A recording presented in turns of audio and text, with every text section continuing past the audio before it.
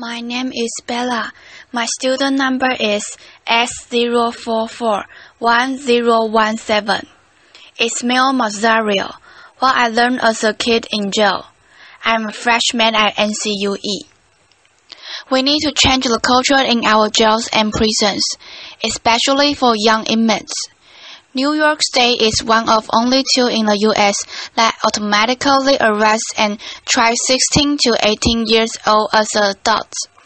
This culture of violence takes those young people and puts them in a hostile environment.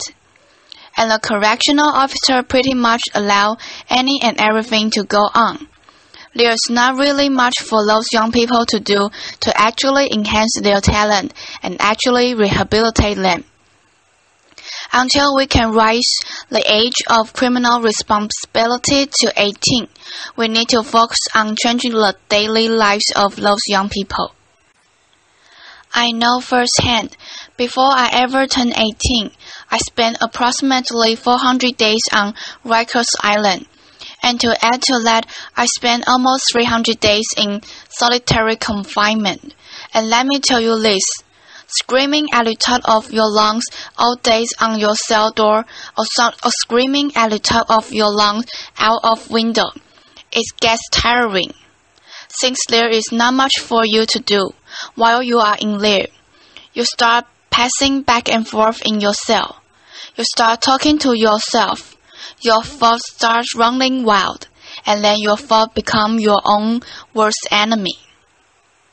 Jails are actually supposed to rehabilitate a person, not curse him or her to become more angry, frustrated, and feel more hopeless. Since there is not a discharge plan put in place for those young people, they pretty much re-enter society with nothing, and there is not really much for them to do to keep them from recidivating. But it all starts with the COs. It's very easy for some people to look at those correctional officers as the good guys and the inmates as bad guys, or vice versa for some, but it's little more than that. See, those COs are normal everyday people. They come from the same neighborhood as the population they serve. They are just normal people. They are not robots, and there is nothing special about them. They do pretty much everything everybody else in society does. The male COs want to talk and flirt with female COs. They play the little high school kid games with each other. They politic with the one another. And the female CO gossip to each other. So I spend numerous amounts of time with numerous amount of COs, and let me tell you about this one in particular named Monroe. One day he put me in between the A and B doors which separate the north and south side of our housing unit. He put me there because I had a physical altercation with another young man in my housing unit, and he felt, since there was a female officer working on the floor, that I violated his shift. So he punched me in my chest. He kind of knocked the wind out of me. I wasn't impulsive. I didn't react right away, because I know this is their house. I have no wings. All he has to do is pull his pin and backup will come immediately. So I just gave him a look and in his eyes, and I guess he saw the anger and frustration just burning. And he said to me, "Your eyes are going to get you in a lot of trouble, because you are looking like you want to fight." So he commenced to taking off his utility belt. He took off his shirt and his baggage, and he said, "We could fight." So I asked him, "You're gonna hold it down?" Now, there's a term that commonly used on Rikers Island, meaning that you are not going to say anything to anybody, and you are not going to report it. He said, "Yeah, I'm gonna hold it down." "You gonna hold it down?" I didn't even respond. I just punched him right in his face, and we began fighting right there and there. Towards the end of the fight, he slammed me out against the wall. So while we were tussled out, he said to me, "You good?" as if he got the best of me. But in my mind, I know I got the best of him, so I replied very cocky. "Oh, I'm good. You good?" he said. "Yeah, I'm good. We let go. He shook my hand, said he gave me my respect, gave me the cigarette, and sent me on my way. Believe it or not, you come across some CEOs on Rikers Island that'll fight you one-on-one. They feel that they understand it how it is. And they feel that I'm going to meet you where you are at.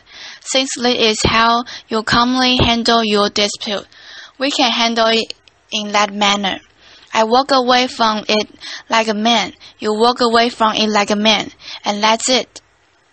Some CEOs feel that you are jolling with you. That is why they have that mentality and that attitude, and they go by that concept. In some instances, we are in together with the CEOs. However, institutions need to give those correctional officers proper training on how to properly deal with the adolescent population, and they also need to give them proper trainings on how to deal with the mental health population as well. Those CO plays a big factor in those young people's lives for X amount of time until the disposition is reached on their case. So why not try to mentor those young people while they are there? Why not try to give them some types of insight to make a change? So once they re-enter back into society, they are doing something positive. A second big thing to help our teens in jails is better programming. When I was on Rikers Island, the huge thing was solitary confinement. Solitary confinement was originally designed to break a person mentally, physically, and emotionally. That is what it was designed for. The U.S. Attorney General recently released a report stating that they are going to ban solitary confinement in New York State for teens. One thing that kept me sane while I was in solitary confinement was reading. I tried to educate myself as much as possible. I read any and everything I could get my hands on. And aside from that, I wrote music and short stories. Some programs that I feel would benefit our young people are art therapy programs for the kids that like to draw and have that talent. And what about the young individuals that are musically inclined? How about a music program for them that actually teach them how to write and make music? Just a thought. When adolescents come to Rikers Island C74 RMDC is the building that they are housed in. Let's nickname Gladiator School, because you have a young individual coming in from the street thinking that they are tough, being surrounded by a bunch of other young individuals from all over the 5 boroughs, and everybody feels that they are tough. So now you have a bunch of young gentlemen punking their chests out feeling that I have to prove I'm equally as tough as you are, or I'm tougher than you and you. But let's be honest, that culture is very dangerous and damaging to our young people. We need to help institutions and those teens realize that they don't have to lead the previous lifestyle that they led when they were on the street. They can actually make a change. It is sad to report that while I was in prison, I used to hear dudes talking about when they get released from prisons, what types of crimes they are going to commit when they get back in the street. The conversation used to sound something like this. Oh, when I hit the street, my brother got this connection for this, that and the third. Or, my man over there got this connection for the low price. Let's exchange information. And when we hit the town, we are going to do it real big. I used to hear those conservation and think to myself, wow, those dudes are really talking about going back in the street and committing future crimes. So I came up with a name for that. I called it a go back to jail quick scheme because really, how long is that going to last? You got a retirement plan with that? Nice little pension, 401k, 403b. You got health insurance, dental. But I will tell you this, being in jail and being in prison, I came across some of the most intelligent, brilliant, and talented people that I would ever met. I have seen individuals take a potato chip bag and turn it into most beautiful picture frame. I have seen individuals take the state soap that provided for free and turn them into the most beautiful sculpture that would make Michelangelo look like a kindergartner make it. At the age of 21, I was in a maximum security prison called Emira Correctional Facility. I just came out of the weight shake from working out, and I saw an elder gentleman that I knew standing in the middle of the yard just looking up at the sky. Mind you, this older gentleman was serving a 33 and a third to life sentence in which he already had served 20 years of that sentence. So I walked up to him and I said, "Oh gee, what is going on? Man, you good?" He looked at me and he said, "Yeah, I'm good, young blood." I'm like, "So what are you looking up at the sky for, man? What is so fascinating up there?" He said, "You look up and you tell me what you see." "Clouds," he said. "Alright, what else do you see?" At that time, it was a plane passing by. I said, "Alright, I see an airplane." He said, "Exactly, and what is on the airplane?" "People."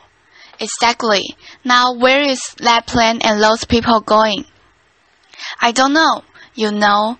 Please let me know if you do. Then let me get some lottery numbers." He said, "You are missing the big picture, young blood. That plane with those people is going somewhere, while we are here stuck. The big picture is this. That plane with those people going somewhere.